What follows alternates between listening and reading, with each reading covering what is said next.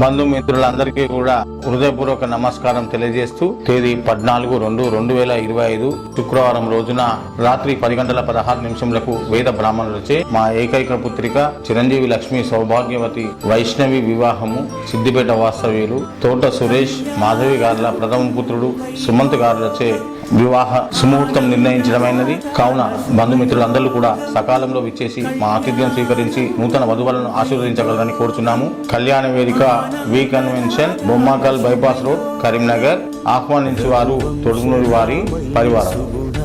సీతమ్మ వరమాలకై వేచు సమయాన శివధనువు విరిచాకె వధువు మది గెలిచాకె మోగింది కళ్యాణ శుభవీణ.